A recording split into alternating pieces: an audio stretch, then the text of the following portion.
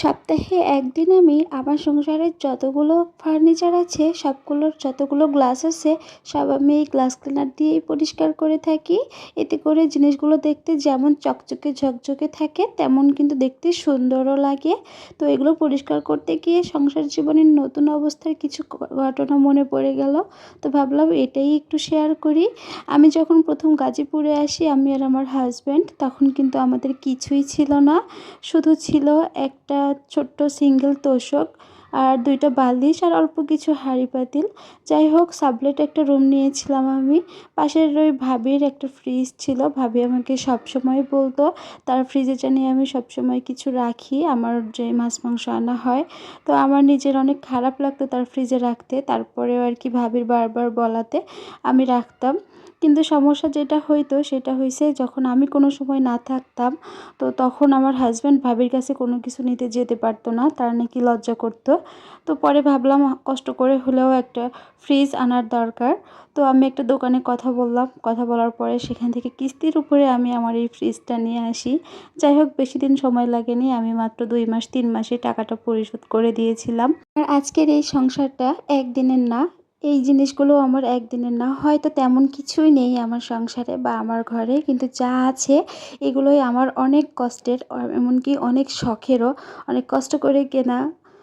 যারা আসলে সংসার জীবনে এসেই সব কিছু পেয়ে যায়, তারা আমার এই শখ বা আমার এই পরিশ্রম কষ্টকে কোনো দাম দিবে না, এটা আমি জানি। কারণ তারা তো এসেই পেয়ে গিয়েছে। কিন্তু আমার ক্ষেত্রে কিন্তু এটা না। আমি সংসার একদম জিরো থেকে শুরু করেছিলাম। সেখান থেকে যতটুকু পেরেছি এটাই আমার আলহামদুলিল্লাহ। হয়তো ভবিষ্যতে আরও অনেক কিছু করব, কিন্তু এই পুরনো জিনিসগুলোর উপরে মায়া আমার সারা জীবনই থেকে যাবে, যতদিন জিনিসগুলো আমার কাছে থাকবে।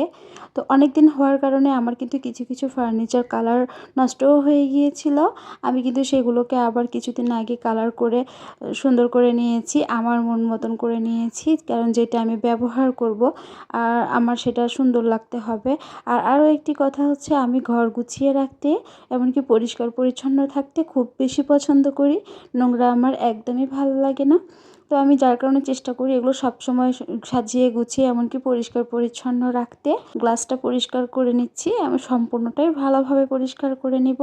রুমের ফার্নিচারগুলোও আজকে পরিষ্কার করব। এটা যদিও প্রতিদিন করতে পারলে ভালো হয়, প্রতিদিন করি শুকনো কাপড় দিয়ে, কিন্তু এই গ্লাস ক্লিনার দিয়ে পরিষ্কার করা বা একটু হালকা কাপড় ভিজিয়ে নিয়ে এই যে এই খাট এগুলো মুছে দিলে খুবই সুন্দর হয়।